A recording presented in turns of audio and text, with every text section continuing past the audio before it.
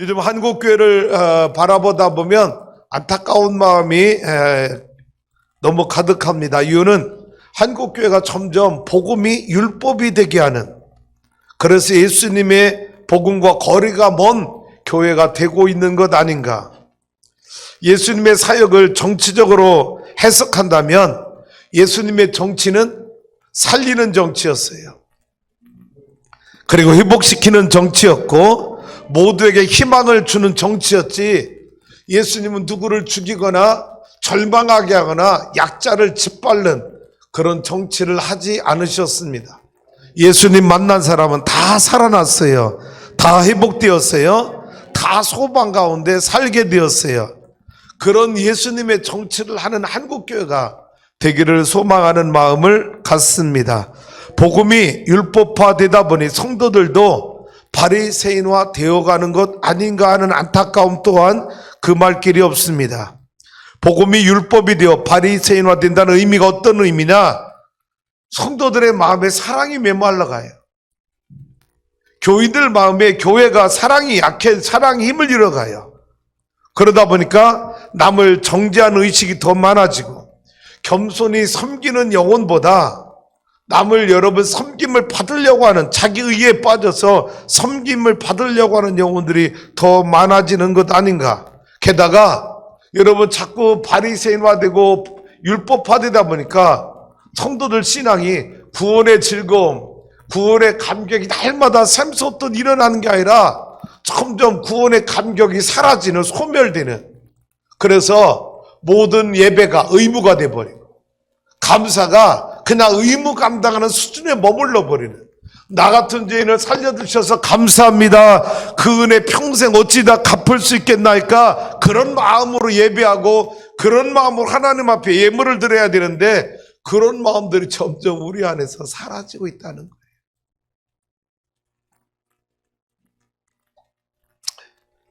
오늘 말씀을 전하고 들으면서 저와 여러분의 마음속에 내 안에 복음이 있는가, 율법이 있는가? 나는 온전한 그리스도인이 되어가고 있는가, 아니면 나는 바리새인화 되어가고 있는가? 하나님이, 성령님이 나와 여러분을 도와주시고 깨우쳐 주셔서 율법이 아닌 복음의 사람이 되길 원하며, 여러분 바리새인화 되는 게 아니라 구원의 감격이 차고도 넘쳐서 온전한 그리스도인으로 주님의 영광을 드러내는 데 쓰임받는 믿음의 성도가 될 수 있기를 주님의 이름으로 축복합니다. 축복합니다. 오늘 본문에 있는 말씀은 가늠하다 현장에서 잡힌 여인의 이야기로 유명한 말씀인데, 이 말씀을 받기 전에 주님이 우리에게 먼저 주신 말씀들을 가슴에 새겨놓고 담아놓고 이 말씀을 받길 원합니다.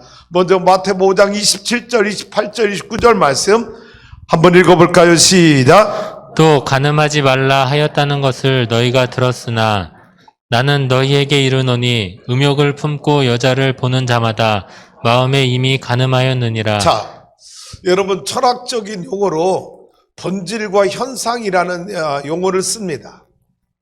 본질과 현상. 자, 오늘 이 말씀을 철학적인 용어를 빌려서 여러분에게 설명을 드리면, 본질은 뭐예요? 마음의 음욕을 품는 것이 본질입니다. 그리고 현상은 그 마음의 음욕을 품었던 게 간음이라고 하는 현상으로 드러나는 것, 이것이 현상이 되겠지요. 그런데 오늘 예수님의 말씀의 핵심이 27절, 28절 예수님 말씀의 핵심이, 여러분 지금 본질이 더 중요하다고 말하는 것일까요? 드러난 현상이 더 중요하다고 말하는 것일까요? 네. 눈에 보이지 않는, 드러나지 않는 현상이 아닌 본질이 더 중요하다는 걸 주님은 말씀하고 계신 거예요. 뭐냐? 가늠하다 현장에서 붙잡힌 이 현상이 더 중요한 게 아니라 근본적으로 마음의 음욕을 품은 죄가, 본질적인 것이 더 중요하다라고 주님은 우리에게 말씀해 주고 있는 것입니다. 자, 오늘 세상에서는 본질을 중요하게 다룹니까? 현상을 중요하게 다룹니까? 현상. 눈에 드러난 죄를 세상 법에서는 중요하게 다룹니다. 그러나 하나님 나라의 법에서는 여러분 드러난 현상을 중요하게 다루는 게 아니라 먼저 우리 마음속에 품었던 본질적인 죄를 더 중요하게 다루고 있다고 하는 것입니다. 자, 그렇다고 한다면 오늘 27절, 28절 말씀 안에서 여러분 이 말씀에 자유로운 영혼이 누가 있겠는가라는 거예요. 아무도.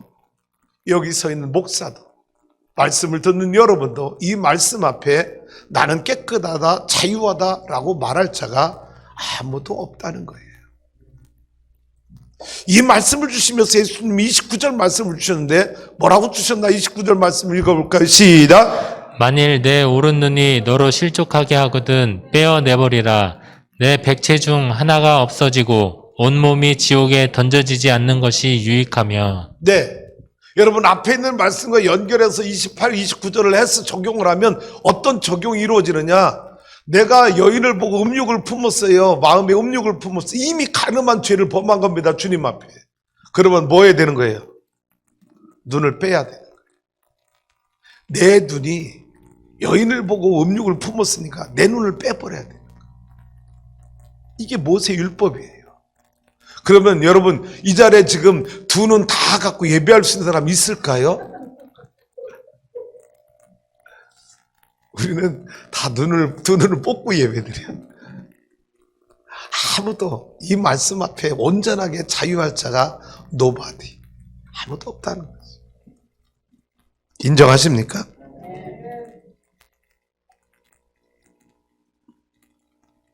왜? 자꾸 두 눈 뜨고 범죄해서 지옥 갈 일 많이 쌓아놓는 것보다 차라리 그런 것들 보지 않도록, 그런 음욕을 품지 않도록 차라리 두 눈을 다 빼버리고 천국 가는 게 훨씬 더 낫다. 이게 주님의 말씀이에요. 얼마나 현상이 문제가 아니라 죄의 본질이 더 무섭다고 하는 걸 주님이 나와 여러분에게 깨우쳐주고 있다는 거지.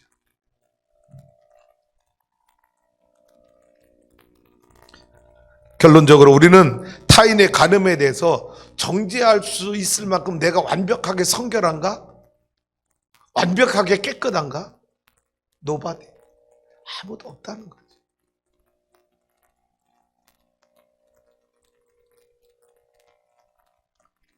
여기에다 예수님이 이 말씀을 주셨죠. 마태복음 7장 1절 5절 말씀 다 같이 한번 읽어볼까요? 시작.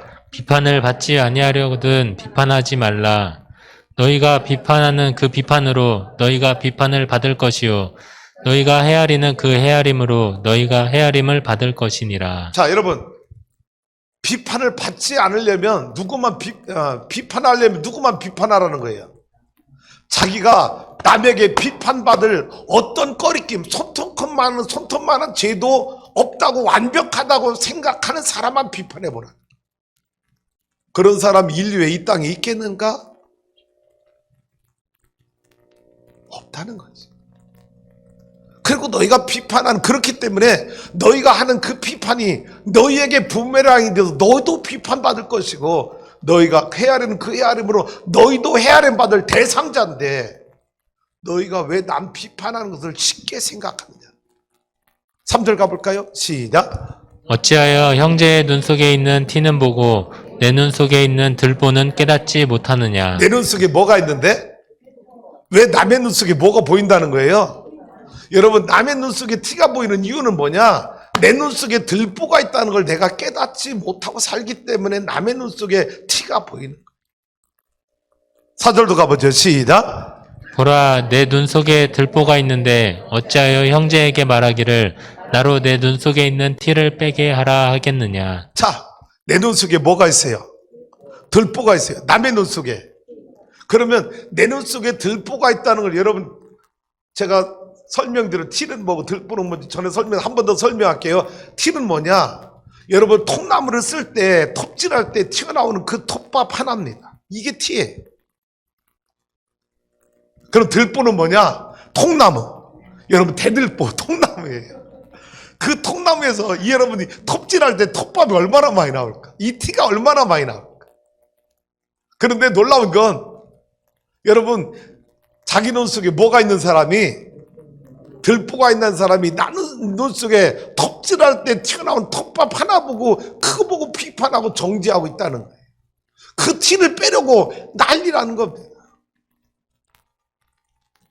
우리 속담에 뭐가 있어요? 뭐 묻은 개가? 가랑잎이 솔잎 보고 밭이라 그래요. 여러분, 가랑잎이 더 시끄러워요? 솔잎이 더 시끄러워요? 근데 자기 눈 속에 들보가 있는데 남의 눈 속에 있는 티를 빼려고 한다는 거예요. 저는 그동안 여러분이 이 말씀 여러분이 이렇게 주석하고 설명했던 것 같아요. 내 눈 속에 들보가 있다는 걸 깨닫는 사람은 남의 눈 속에 티가 보이지 않는다는 거죠. 근데 제가 어젯밤 꿈속에서 이 말씀을 어젯밤 여러분 설교 준비하고 꿈속에 자는데 이 말씀이 새롭게 해석되더라고. 꿈속에서 뭐라고 해석됐는지 알아요? 내 눈 속에 티가 있다는 걸 안다면 남의 눈 속에는 들보도 안 보인다.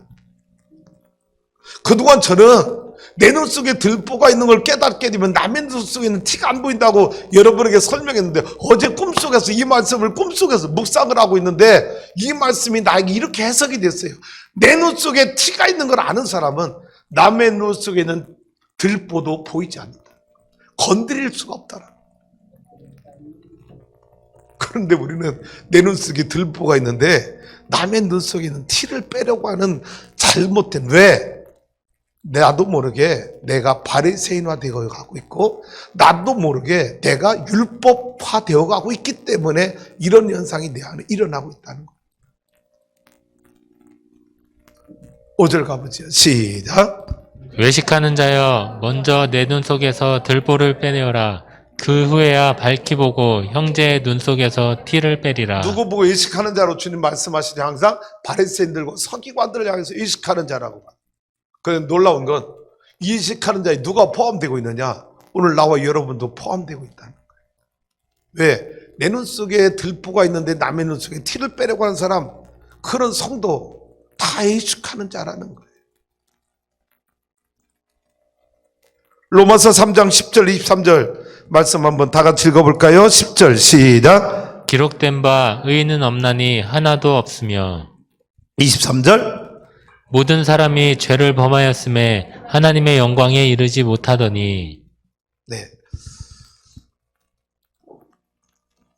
자, 여러분, 의인은 없나니 하나도 없다. 하나님이 여러분 이 피조물의 세계를 바라보면서, 인간 세상을 바라보면서 하나님 내린 결론, 의인을 찾아볼 수가 없다. 가끔 성경에서 의인이라고 인정받은 사람들 있죠. 노아는 당대 의인이라. 여러분, 그게 하나님 앞에 완벽해서 의인이라고 말한 게 아니에요. 욥이 의인이라. 여러분, 하나님 앞에 무결점, 죄가 하나도 없어서 의인이라고 부른 게 아니라 하나님이 그래도 다른 사람들보다는 의롭게 살아서 의롭다 여겨준 것 뿐이지, 노아도 욥도 완벽한 의인은 아무도 없었던 것. 의인은 없나니 하나도 없으며 모든 사람이 죄를 범하였음에 하나님의 영광의 자리에 이르지 못하는 존재가 바로 아담의 후손인 나와 여러분이라는 거예요. 제가 한때는, 젊었을 때는 저도 되게 자기위에 빠져 있었던 것 같아요. 뭐냐?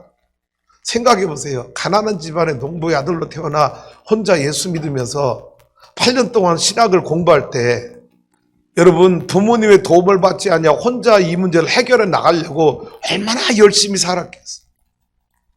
새벽 4시에 일어나서 아침 8시까지. 여러분, 얼마나 열심히 살았는지 몰라. 그래서 한 학기 등록금 해결해서 또 한 학기 마치고 또 한 학기 한 학년 마치고, 그러면서 목사에 대한 꿈을 가지면서 점점 다가가고 있는 어느 때에 내가 배우게 된, 듣게 된 찬양이 하나 있어요. 이 찬양 때문에 저는 얼마나 많이 부서지고 깨졌는지 몰라요. 나는 그래도 이루어. 나는 열심히 살고 있어. 나는 하나님 앞에 부끄럽지 않은 존재로 살아가고 있어. 나는 부모님께도 내가 신학의 길 가는데 부모님께도 도움받지 않고 혼자 살아가고 있어. 여러분, 이 모든 것들이 내 안에 나도 모르는 의가 되어서 그렇게 살아가고 있던 어느 날 저는 이 찬양을 듣고 부르면서 내 안에 부서지고 깨어져야 될 게 얼마나 많은지, 내가 지금까지 예수 믿으면서 이 찬양 부를 때만큼 많은 눈물, 많은 콧물을 흘려본 적이 없는, 가장 많은 눈물과 많은 콧물을 흘리게 했던 찬양이 있어요. 부서져야 하리 라고 하는 이 찬양 때문에 얼마나 많이 통곡하며 회개하며 깨어지고 부서졌던 그런 대학원 다닐 때 혼자 채플실에서 이 찬양 부르면서 처절하게 깨졌던 경험이 있어요. 한번 불러볼까요?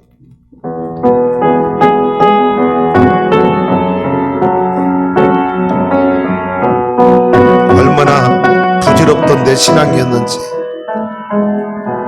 부서져야 하리,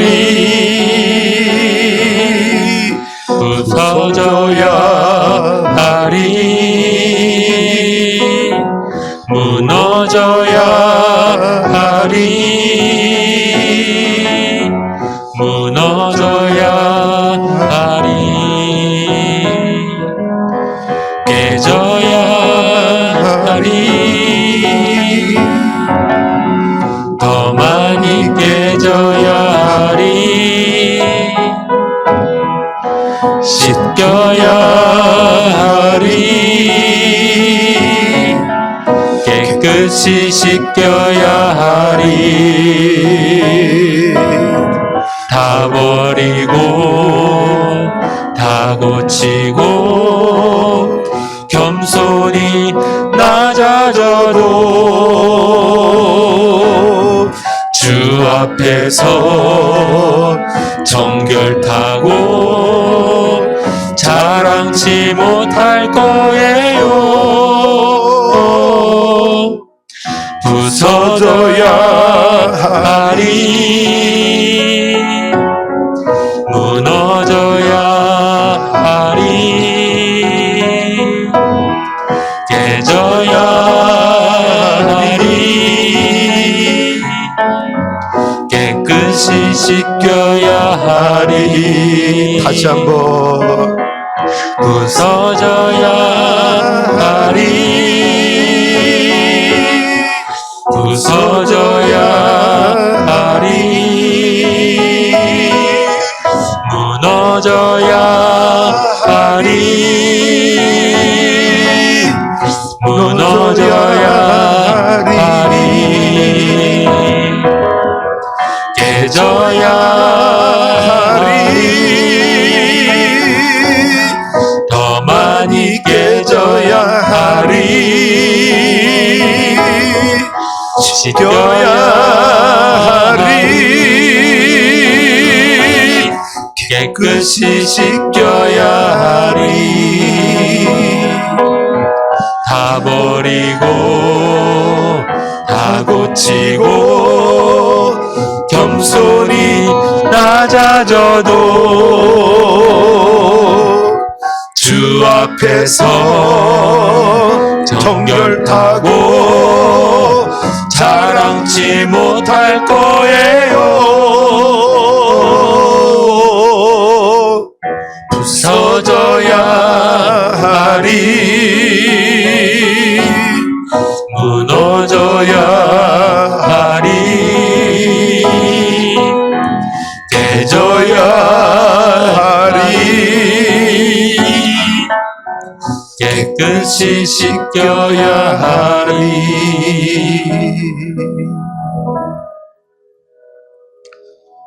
저는 제 안에 부서지고 무너지고 깨져야 하고 씻겨야 할 죄들이 얼마나 많이 있는지, 그때 이 찬양을 부르면서 하나님 앞에 통곡하며 부르는지. 사랑하는 성도 여러분, 오늘 간음이라는 이 단어가 현대인들에게는 그렇게 무겁게 들려지지 않습니다. 왜요? 우리나라는 벌써 간음죄도 폐지한 나라입니다. 그런데 오늘 이 말씀을 현대인의 의식 속에 간음이라는 단어를 생각하면 이 말씀을 우리는 이해할 수 없습니다. 부익까지 커 가지고. 그런데 2000년 전 예수님이 살던 그 시대에 이 간음죄라고 하는 건 어떤 죄였느냐? 그 시대의 상황을 알고 이 간음이라는 단어를 받아 여러분 이해해야 이 말씀이 얼마나 대단한 복음인지를 깨닫게 되는 거예요. 예수님이 살던 2000년 당시 이 간음죄는요, 기독교와 이교도의 윤리를 여러분 간음하는 척도가 결정적으로 여기에 있었습니다. 뭐냐? 기독교인은 간음죄를 짓질 않아. 기독교인은 간음을 범하지 않아. 간음죄를 짓는 자는 누구냐? 다 이교도들이야. 2000년 당시, 예수님 당시에 이 간음죄는요, 기독교인과 예수님을 믿는 사람들과 믿지 않은 이교들과 윤리적인 확실한 구별, 확실한 차이가 간음하느냐, 간음하지 않느냐에 있었고, 여러분 2세기, 3세기 그 당시에는요, 간음죄는 회개해도 용서받지 못할 죄로 여길 정도로 엄하게 다뤘던 죄가 간음이라는 죄였어요. 현대인들에게 이 간음이 2000년 전 예수님 시대의 간음과 너무 다른 거예요. 그래, 회개도 용서받지 못할 정도로 엄하게 다뤘던 이 간음죄. 그러니까 그 당시에 간음죄는 다 뭐에 해당하는 거예요? 돌에 맞아 죽어야 되는 거예요. 남자든 여자든. 그게 2000년 예수님이 이 간음한 여인을 용서할 때 그들 안에 통용되었던 간음의 의미였다는 거예요. 자, 이런 말씀을 가슴에 두고 한 절 한 절 들어가 볼까요? 1절입니다. 시작. 예수는 감람산으로 가시니라. 왜 가셨어요? 기도하러 가셨어요. 예루살렘 성전 바로 옆에 감람산이 있어요. 낮은 언덕이에요. 올리브 2000년, 지금 성수순례 가면 2000년 더 된 올리브 나무가, 아름드리 나무가 쭉 있는 그 감람산에 예수님은 종종 기도하러 가셨어요. 저는 이 말씀이 왜 기록되었는가? 하나님 나와 여러분에게 묻고 있는 거예요. 뭐냐? 당신은 당신의 기도하는, 틈만 나면 가서 기도하는 감람산이 있느냐라는 거예요. 예수님에게만 기도하는 장소 감람산이 필요한 게 아니라 오늘 예수를 믿는 구원받은 나와 여러분에게도 시간만 나면 내가 언제든지 가서 기도할 수 있는 감람산이 우리에게도 있어야 된다. 왜? 기도 않고 이 세상을 그리스도인으로 살아갈 수 있는 능력이 우리에게 주어질 수가 없어요.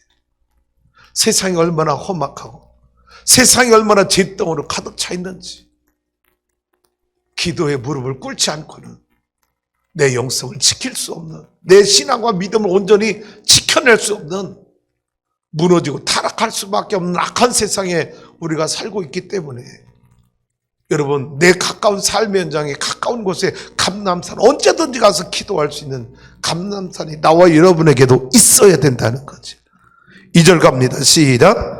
아침에 다시 성전으로 들어오시니 백성이 다 나오는지라 앉으사 그들을 가르치시더니. 네, 여러분 벌써 감람산에 가서 기도하시고 기도로 하루를 준비하시고 성전에 들어오셔서 자기를 찾아오는 백성들에게 예수는 뭐 하기를 시작하셨다? 가르치시기를 시작했다.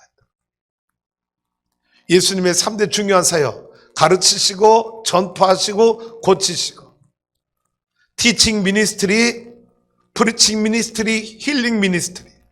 예수님이 3년 동안 중요하게 여겼던 이 세 가지 사역 중에 하나, 가르치시는 일을 예수님은 틈만 하면 가르치시더라, 가르치시더라, 가르치시더라. 할렐루야. 그래서 예수님의 마지막 명령에도 뭐가 들었어요?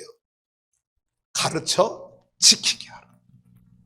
가르쳐 지키게 하라. 베드로야, 내가 너를 3년 동안 내가 너를 제자로 가르쳐 놨잖아. 너도 그러면 가르쳐야 돼. 너처럼 예수님의 제자가 되도록, 너를 통해 복음을 듣고 구원받는 성도들을 너가 나에게 제자 훈련 받은 것처럼 너도 그 제자를, 그 성도를, 그 영혼을 너도 가르쳐서 예수님의 제자로 만들어 놔야 돼. 너의 제자로 만들어 놔야 돼. 가르쳐라, 가르쳐라. 주님은 마지막 명령에서도 가르치라고 말씀하시죠. 저희 교회 제자훈련, 사역자훈련 받은 성도들이 많이 계셔요. 가르쳤어요. 예수님이 가르치라서 가르쳤어요. 근데 제자훈련, 사역자훈련 받은 분들 그걸 훈련의 과정으로 끝나고 말아. 속장님 된 분들 잘 보세요. 다 제자훈련, 사역자훈련 다 마친 분들이에요. 그럼 뭐 해야 돼?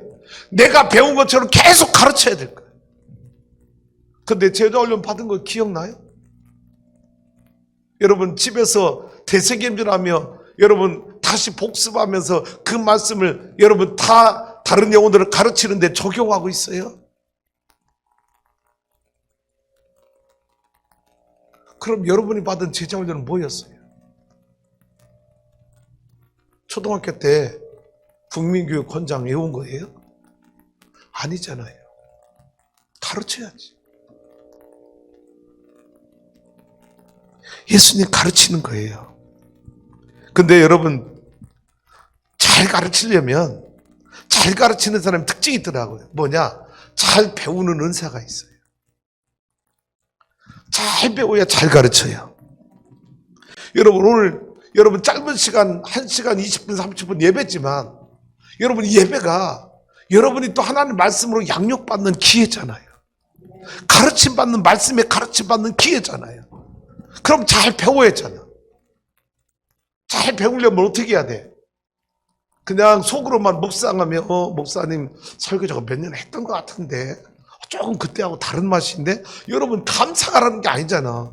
그 말씀에 아멘 아멘 나도 그렇게 살겠습니다. 나도 남을 비판하지 않겠습니다. 정죄하지 않겠습니다. 내가 죄 있는 걸 깨닫습니다. 내 안에 부서져야 될 죄인임을 내가 고백합니다. 여러분 내가 말씀을 듣고 부서지고 깨지고 은혜 받으면서 아 오늘날 하나님 나에게 이렇게 말씀하셨구나 이렇게 가르쳐 주셨구나 저와 여러분에게 깨달음이 많아서 그걸 가지고 또 가르치는 삶을 살아야 될 거 아닙니까? 잘 가르치는 은사가 있기를 주님의 이름으로 축복합니다. 3절 가봐요. 시작. 서기관들과 바리새인들이 음행 중에 잡힌 여자를 끌고 와서 가운데 세우고. 서기관과 바리새인들이 누구를 끌고 옵니까? 누구에게? 예수님에게. 음행 중에 잡힌 여자를 끌고 왔어요. 4절 시작. 예수께 말하되 선생이여 이 여자가 간음하다가 현장에서 잡혔나이다. 네, 이 여자가 현장범이라는 거예요. 간음하다 현장에서 잡아온 현장범이라는 거예요. 5절 가봐요. 시작. 모세는 율법에 이러한 여자를 돌로 치라 명하였거니와 선생은 어떻게 말하겠나이까. 네, 바리새인들 서기관들은 모세 율법을 너무 잘 알아요. 그래서 모세 율법의 법조문 몇 조 몇 항에 간음하다 현장에 잡힌 여인은 돌로 쳐 죽이라는 법이 엄연히 나와 있어요. 아니 여러분 그러면 바리새인들 서기관들 이 여인을 어떻게 하면 됐죠? 예수님한테 끌고 올 이유가 뭐 있어요? 그 자리에서 뭐 했어야 돼요? 모세 율법대로 돌로 쳐 죽였으면 끝날 일이지. 왜 이 여인을 예수님 앞에 끌고 와서 당신은 어떻게 말하겠나이까? 선생은 어떻게 말하겠나이까? 아니 자기들이 율법을 알면 율법대로 해가면 되지. 왜 가늠한 여인을 예수님께 왜 끌고 왔느냐는 거죠. 그들의 의도가 어떤 의도느냐. 6절 가봅시다. 시작. 그들이 이렇게 말함은 고발할 조건을 얻고자 하여 예수를 시험함이러라. 예수께서 몸을 굽히사 손가락으로 땅에 쓰시니. 왜 예수님께 끌고 왔다는 거예요? 고발할 조건을 얻고자 했어. 왜? 유대인들은 유일신 하나님을 믿어요. 그런데 하나님이 보낸 그들이 기다렸던 메시아 구원자 예수 그리스도는 영접지 아니했어. 근데 예수가 와서 내가 하나님의 아들이래. 나를 믿으면 영생을 얻는데. 그러니까 아니 신성 모독이야. 그런데 어떻게 하면 예수를 죽여야 될까? 여러분, 그 고수권을 찾던 유대인들이, 바리새인 서기관들이 가늠한 여인을 가지고 시험하고 고발거리를 찾는 거예요. 율법대로 처리하지 아니하고. 그러니까 여러분, 아까 말씀드렸죠. 철학적이고 본질과 현상. 이 여러분 바리새인들과 서기관들의 본질이 순수해요, 나쁜 동기예요? 나쁜 동기로 고발하려고 여인을 데려온 거예요. 근데 놀라운 건 예수님이 이 바리새인들과 서기관들의 질문에, 시험에 즉답을 합니까? 피하십니까? 그리고 뭐 하셨어요? 땅에 엎드려 글을 쓰기 시작했어요. 즉답을 피하셔요. 야, 율법대로 해. 용서해. 자, 여러분, 만약에 모세 율법대로 돌로 쳐 죽이라고 하면 어떻게 되죠? 어떤 일이 벌어지는 거예요? 응? 여러분, 모든 인류의 죄를 짊어지고 십자가에 죽으셔서 인류를 구원하기 위해서 메시아로 온 그 메시아의 길이, 예수님이 이 땅에 오신 목적이 완전히 다 허물어지는 거예요. 자기가 자기를 부인해야 되는 거예요. 부정해야 되는 거예요. 그러니까 돌로 쳐 죽이라 말할 수도 없어요. 또 반대로 여러분, 모세 율법은 그렇게 기록되었어도 그 여인을 용서하라고 말하면 예수님은 뭐 때문에 고발돼요? 율법 위반자로 고소를 당. 그러니까 이러지도 못하고 저러지도 못하는 함정에 빠진 거예요. 7절입니다. 시작. 그들이 묻기를 맞이 아니하는지라 이에 일어나 이르시되 너희 중에 죄 없는 자가 먼저 돌로 치라 하시고. 네, 묻기를 맞이한다, 재촉하는 거예요. 선생이여, 빨리 대답하라. 우리 묻는 질문에 말하시오. 답변하시오. 근데 예수님 뭐 하고 있어요? 엎드려서 땅에 뭔가 열심히 쓰고 계셔. 저들의 질문에 대답하지 아니하고 반응하지 아니하고 엎드려 계속 뭔가 글을 쓰고 계셨어. 그리고 나서 재촉하니까 예수님이 일어나서 하신 말씀이 뭐였어요? 너희 중에 죄 없는 자가 먼저 돌로 쳐봐 라고 말씀하셔요.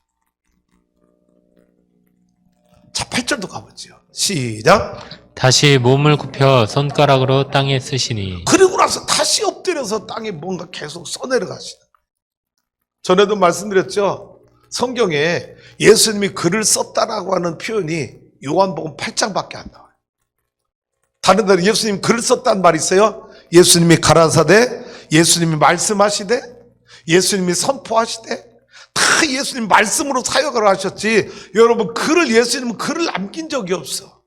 그리고 더 놀라운 일은 땅에다 글을 쓰셨다고 두 번이나 오늘 본문에 나오고 있지만 어떤 내용의 글을 썼다는 내용이 나와요, 안 나와요? 알 수가 없어. 우리는 예수님이 어떤 글을 땅에 썼는지 알 길이 없어. 그런데 우리는 추측을 할 수 있겠어요. 그 추측이 다 맞는다고 말할 수는 없지만, 왜? 예수님이 땅에 글을 쓰시면서 재촉하니까 일어나서 하신 말씀이 뭐예요? 너희 중에 죄 없는 자가 먼저 돌로 치라. 그러면 예수님이 땅에 글을 쓴 내용과 너희 중에 죄 없는 자가 먼저 돌로 치라는 이 말씀과 연관성이 있다라. 그리고 여러분 9절 가보면 어떤 글을 썼는지 느껴질 것 같아요. 9절 가봐요. 시작. 그들이 이 말씀을 듣고 양심의 가책을 느껴 어른으로 시작하여 젊은이까지 하나씩 하나씩 나가고 오직 예수와 그 가운데 섰는 여자만 남았더라. 그러면 예수님이 땅에 쓴 글 내용이 뭐였을까? 너희 중에 죄 없는 자가 돌로 쳐라. 그리고 또 쓰기 시작하니까 여러분, 이 말씀을 들은 사람들이 양심에 뭐를 느꼈다? 가책을 느껴서 다 떠나갔어. 그럼 예수님이 땅에 쓴 글이 너희 중에 죄 없는 자가 먼저 돌로 쳐라? 그러면 바리새인들, 서기관들, 지금 돌 들고 이 여인에게 돌로 쳐 죽이려고 하는 바리새인들과 서기관들이 지은 죄들을 하나하나 기록해 놓은 것이 아니에요. 그리고 나서 너희 이런 죄 안 줬으면, 내가 쓴 죄 안 줬으면 돌로 쳐봐. 그리고 나서 또 땅에 엎드려서 글을 쓰는데 점점 제목이 더 많아지는 거예요. 다시 말하면 형상으로 드러난 죄가 아니라, 현상으로 드러난 죄가 아니라 본질에 숨겨져 있던 죄들. 너희들 마음속에 이런 죄 없어? 남에게는 안 들켰다고 생각할지 모르지만 내가 너희 속에 있는 죄를 다 알아. 기록해볼까? 여러분, 그 죄를 쫙 기록해 놓았을 때, 그리고 나 얘들아, 서기관 바이가 있는데 너희들이 이 죄에 해당하지 않는다면 자신 있게 먼저 돌로 쳐봐. 아무도 돌을 못 던져. 그리고 양심에 뭐가 느껴졌다? 가책이 느껴졌다는 거예요. 자, 여러분, 이 말씀을, 9절 말씀을 잘 들으세요. 그들이 누구예요? 바리새인들과 서기관들, 율법자들이에요. 이 말씀을 듣고, 여러분, 말씀을 듣기만 했어요, 지금? 뭐 했어요? 예수님이 쓴 글을 보기도 한 거예요. 그 예수님이 땅바닥에 써내려가는 글도 보고, 예수님이 너희 중에 죄 없는 자가 돌로 치라는 말씀도 듣고 나니까 그들 마음속에 뭐가 생겼다? 뭐가 생겼다? 양심의 가책이 찾아왔다. 자, 저를 봐주세요. 고개 들으세요. 나는 예수 믿는 사람들, 예수를 잘 믿길 원해요. 뭐냐? 예수 믿으면서도 양심이 없이 예수 믿는 사람들이 있어. 여러분 잘 보세요. 내가 열심히 신앙생활은 나에게 믿음이 있다. 여러분, 신앙생활 잘한다, 열심히 있다, 믿음이 있다. 그런데 양심이 없는 사람이 있어. 그렇게 예수 믿는 사람들이 의외로 많아. 이기적이고. 여러분, 예수를 믿기 전에, 내가 잘 믿는다 못 믿는다 이전에 하나님은요, 나와 여러분에게 양심을 주셨어. 자, 여러분, 제가 이렇게 표현해 볼게요. 좋은 그리스도인이 누구냐? 예수 잘 믿는다, 여러분 기도 잘한다, 이게 좋은 그리스도인이 아니야. 양심이 살아있는 성도가 좋은 그리스도인이야. 뭐냐? 양심은 하나님이 나에게 양심을 통해서 말씀해 주셔. 내가 선한 생각을 하고 있는지 악한 생각을 하고 있는지, 바른 길로 가고 있는지 못된 길로 가고 있는지 양심이 나에게 말해주고 있어. 그러니까 여러분, 예수 믿는다고 해서 양심이 사라지는 게 아니에요. 예수 믿으면 양심이 더 깨끗하게 작동하는 거야. 예수 잘 믿으면 양심이 더 바르게 작동하는 거예요. 선하게 작동하는 거야. 양심이 없어지는 게 아니라 양심이 더 활동하게, 활발하게 활동해지도록 하나님이 우리를 도와주셔. 자, 예수님의 글을 보고 예수님 말씀을 듣고 양심에 뭐를 느꼈다? 가장 설교가 뭐냐? 죄악 세상에 내 마음대로 살았던 영혼들이 성전하고 예배드리는 말씀을 들으면 내 영혼에 가책이 찾아와야 돼. 그게 느껴져야 돼. 그래야 회개가 가능한 거지. 그래야 하나님의 은혜를 다시 구하게 되고 하나님의 은총을 다시 경험하게 되는 거지. 교회에 나와서 말씀 듣는데 내 양심이 어떤 작동도 하지 않아. 양심이 무뎌지고 마비가 됐어. 왜? 나도 모르게 내가 모태 신앙이다, 오래 신앙생활에 따다 보니까 내 신앙이 뭐가 된 거야? 바리새인화되고 율법화된 거야. 그러니까 양심이 선하게 작동하지 않아. 양심에 가책이 없어. 말씀을 들어도 뭐해? 목사님 설교를 판단해. 아우, 저 얘기 내가 어렸을 때부터 많이 들었던 거 또 안 해. 저 목사님은 새로운 말씀 해줄 수 없나? 왜? 내가 나도 모르게 바리새인, 나도 모르게 율법주의자가 돼. 그 다음에 설교를 판단해. 나 우리 성도 여러분, 여러분의 그런 죄가 없길 원해요. 믿음은 들음에서 나고, 들음은 하나님의 말씀으로 말미암아. 예배 시간에 말씀을 들어요. 여러분 새벽마다 큐티예요. 가정에서 큐티 생활해요. 그럼 그 말씀은요, 끊임없이 내 양심을 깨워주는 거예요. 너 그렇게 살면 안 돼. 너 그런 그리스도인 되어서는 안 돼. 끊임없이 내 양심이 하나님의 선한 길, 온전한 길로 가도록 하나님의 말씀은, 예배는 나에게 양심의 가책을 줘서 내가 온전한 그리스도인이 되는데 도와주고 있어요.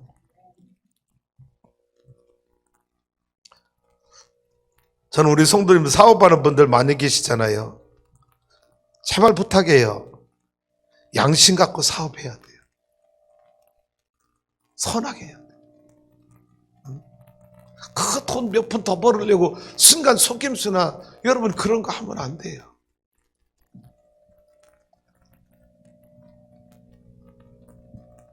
아유, 죄송해요. 오늘 이선기 집사님 나와 계신데 용서하고 들어주세요. 제가 배드민턴 치는데 거기 예수 믿지 않는 사장들이 몇 명 나와요. 그 중에 한 사람이 중고차 딜러 매매하는 사장이 있는데 이 사람하고 대화를 하다 보니까 이분이 카센터를 얘기하는 거예요. 누구하고 전화한 거 들었어요. 자기가 중고차를 매매했잖아요. 어디 술을 해야 되나 봐. 그 사람이 어디 가서 수리하면 좋냐고 혹시 아는 데 있냐고 소개해달라니까 이분이 내가 아는 용국동에 있는 만수사 절간 앞에 있는 카센터 가라고. 와, 여러분 그거 얼마나 기쁜지요. 막 그잖아요. 내가 아는 집이잖아. 우리에게 선도님 집, 집사님 집이잖아. 그럼 뭐라고 하는지 알아요? 내가 다른 카센터 많이 소개해봤는데 딴 놈들은 속이더라고. 근데 여기는 양심적으로 일한다. 여러분 카센터를 이 사람이 소개하면서 근데 이 사람이 신기해요. 이 배드민턴 클럽에서 결국은 쫓겨났어. 왜? 인격이 더러워.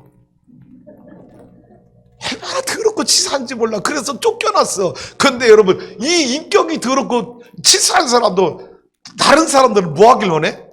양심이 선하길 원하는 거예요. 여러분 그런 사람을 소개해주고 있더라고. 자기 인격이 더러운데도 여러분 자기 고객에게 소개해줄 때는요 여러분 양심적인 가게를 소개해주고 있더라고. 할렐루야. 여러분 차 고장나고 그러면 여러분 제가 좋은 데 소개해 줄게요. 저 그분들하고 아무 관계 없어요. 로열티 같은 거 소개비 안 먹어요. 여러분 용국동에는 카센터로 가세요. 할렐루야. 뭐냐, 제가 우리 이선기 집사님 칭찬하려고 하는 게 아니라 뭐냐, 그리스도인은 세상에 나가서 사업을 하든 장사를 하든 양심을 버리면 안 된다는 거예요. 양심을 지켜달라는 거예요. 그게 순간적인 손해일 수 있을지 모르지만 지금 이 손님 하나 뺏길지 모르지만 여러분 그게 양심이 오래 쌓이면요 소문이 나서 다 그곳을 속여주는 거야. 할렐루야. 10절로 가봅시다. 시작. 예수께서 일어나사 여자 외에 아무도 없는 것을 보시고 이르시되 여자여 고발하던 그들이 어디 있느냐 너를 정죄한 자가 없느냐. 네. 다 이 여인을 돌로 죽이려고 손에 돌 들고 있던 바리새인 설교사들이 돈을 다 땅바닥에 내려놓고 저 예수 말이야 어떻게 내 양심을 저렇게 찌르지? 아니 어떻게 알았어 내 안에 있는 죄를. 다 돌아서서 다 하나하나 떠나고 예수님과 여자만 남았어. 너를 정죄한 자가 없느냐? 여인이 뭐라고 대답해요? 아무도 없다고 그랬어. 11절 시작. 대답하되 주여 없나이다. 예수께서 이르시되 나도 너를 정죄하지 아니하노니 가서 다시는 죄를 범하지 말라 하시니라. 네, 주여 없나이다. 그럴 때 이때 예수님이 여인에게 뭐라고 선포합니까? 나도 너를 정죄하지 않겠다. 자, 여러분 잘 봐요. 이 말씀이 얼마나 놀라운 말씀인지 몰라. 왜? 여러분 이 여인을 정죄할 수 있는 유일한 분이 누군지 알아요? 예수 그리스도 한 분밖에 안 계세요. 죄 없으신 예수님은 이 여인을 정죄할 수 있는 유일한 분이야. 그런데 이 여인을 정죄할 수 있는 유일한 주님이 이 여인을 향해서 뭐라고 말해? 나도 너를 정죄하지 않겠다는 거예요. 왜요? 초림 예수, 이 땅에 처음 여러분 구원자 메시아로 오신 예수님은 이런 죄인을 용서하시고 예수님의 십자가의 보혈로 사해 주셔서 하나님의 자녀가 되도록 구원의 길을 열어오신 예수님, 죄인을 구원하러 오신 예수님, 은혜를 베풀게 오신 예수님. 그래서 완벽한 의인이고 죄가 없으신 예수님, 이 여인을 정죄할 수 있는 유일한 분이었지만 그 주님도 나도 너를 정죄하지 아니한다고 선언해 주신 거예요. 여러분, 죄 있는 자가 정죄하지 않는다고 선언했는데 무슨 의미가 있어요? 그런데 주님의 부탁이 있죠. 다시는 가서 죄를 범하지 말라. 이 부탁이에요. 이 여인이 얼마나 기뻤을까? 이 여인이 얼마나 이 순간 여러분 새 생명 얻은 그 기쁨, 죄에서 해방된 그 기쁨, 얼마나 주님 앞에 감격, 감동의 눈물을 흘렸을까? 여러분, 예수 믿으면서 그런 은혜의 경험이 있습니까? 한 번쯤은 있었던 줄로 믿습니다. 저는 오늘 이 여인에 대한 이야기가 여기서 종료된다고 생각하지 않습니다. 바로 다음 말씀 12절이 이 여인에 대한 결론이 아니겠는가? 12절 시작. 예수께서 또 말씀하여 이르시되 나는 세상의 빛이니 나를 따르는 자는 어둠에 다니지 아니하고 생명의 빛을 얻으리라. 성경을 보면 분명히 1장 여러분 1절에서 11절로 끊어져 있습니다. 그리고 다음 단락 12절부터 넘어가고 있어요. 그런데 여러분 이 12절 시작이 어떻게 시작돼요? 예수께서 또 말씀하시는 거예요. 그냥 예수께서 말씀하시면 여러분 단락이 완전히 바뀌는 거예요. 근데 예수님이 또 말씀하셔. 이 얘기는 뭐예요? 앞에 가늠한 여인, 그리고 앞에 가늠한 여인들을 돌로 쳐 죽이려고 했던 바리새인들과 서기관들에게 계속 연결된 말씀을 주고 계시다. 또라고 하는 말씀. 또 말씀하여 이르시되. 뭐라고요? I am the light of the world. 나는 세상에 빛으로 왔다. 빛이다. 에고 에이미. 나는 무엇이다. I am the light of the world. Whoever follow me, follows me. 나를 따르는 자는 never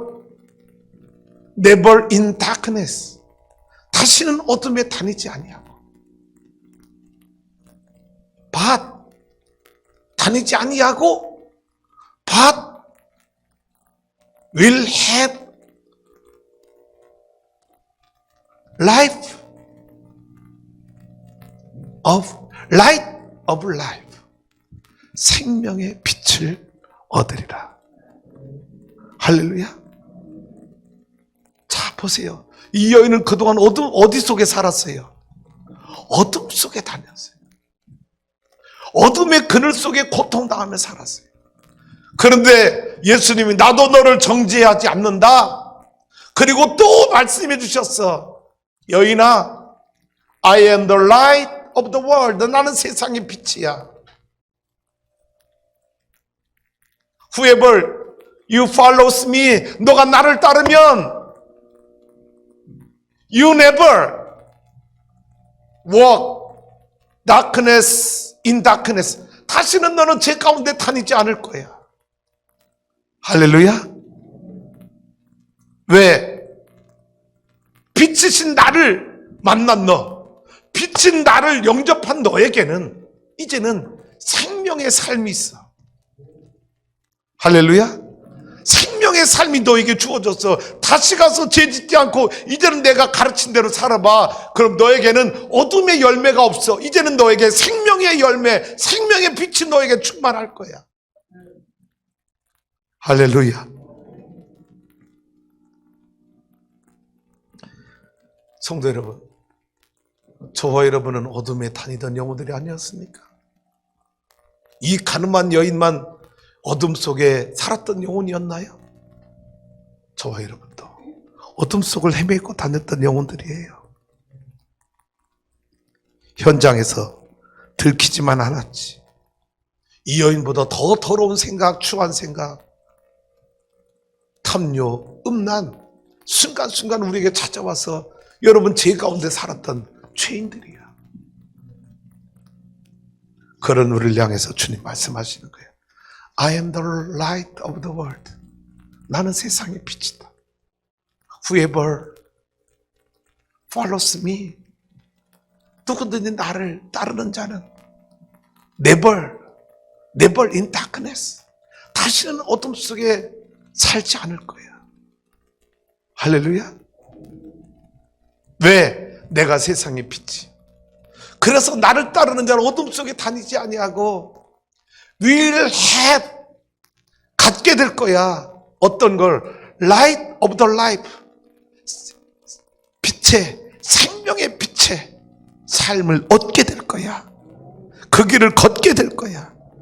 할렐루야. 오늘 사랑하는 성도 여러분, 오늘 말씀의 제목이 뭐라고요? 다시 한번 시작. 세상을 살리는 빛으로 오신 예수님.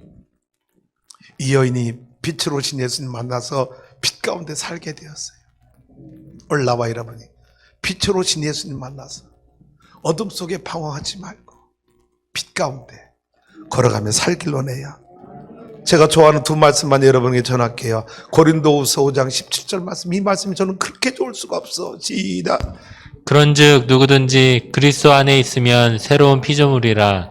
이전 것은 지나갔으니 보라 새 것이 자, 여러분 되었도다. 이 요한복음 8장의 여인으로 적용해 봅시다. 이 여인이 그리스도 안에 들어오게 되었어. 그래서 뭐가 되었어? 새로운 피조물이 되었어. 새 생명을 살게 되었어. 어둠 속에 방황하던 여인 빛 가운데 살게 되었어. 이전 것, 어둠 속에 살던 거 다 뭐했어? 지나갔어. 이제는 빛의 자녀가 되었어. 할렐루야. Therefore, if anyone is in Christ, he is a new creation. The old has gone, the new has come. 여러분 그리스도 안에서 빛의 자녀, 새 것이 되었어. 할렐루야. 로마서 8장 1절 2절 가봐요. 시작. 그러므로 이제 그리스도 예수 안에 있는 자에게는 결코 정죄함이 없나니. 여러분 이 여인이 예수 안에 있게 되었어. 누가 이 여인에게 돌 던질 수 있겠어요? 아무도 돌 못 던지는 거예요. 3절 가봐, 2절 가봐요. 시작. 이는 그리스도 예수 안에 있는 생명의 성령의 법이 죄와 사망의 법에서 너를 해방하였다. 여러분 가늠하는 현장에 잡혀오는 여인에게 이제는 예수 안에 있는 생명의 성령의 법이 이 영혼을 새롭게 했어. 그래서 뭐가 이제 못 건드려야 돼? 죄와 사망의 법 이 여인을 정죄하지 못하게 돼. 해방된 거예요. 할렐루야. 여러분 예수 믿으면 이 은혜와 기쁨이 우리 안에 찾아와야 돼. 그래서 우리 안에 율법화 바리새인화 되는 게 아니라 여전히 내 마음속에 나는 구원받았다, 하나님의 자녀가 되었다, 이 구원의 즐거움, 이 구원의 감격이 여전히 살아있는, 여전히 충만한 그리스도인을 살아가야 우리 교회가 율법화되지 않고 나와 여러분의 삶이 바리새인화 되지 않는다. 할렐루야. 부서져야 하리, 부서져야 하리. 깨져야 하리, 깨져야 하리. 내 안에 바리새인화되는 거, 내 안에 율법화되던 교류화된 신앙들 다 깨뜨리고 빛으로 오신 예수님 때문에 다시 새로운 빛의 삶이 시작되는 기쁨, 그 빛의 생명을 다시 얻는 기쁨으로 살아가는 우리 성도님들이 될 수 있기를 주님의 이름으로 축복합니다.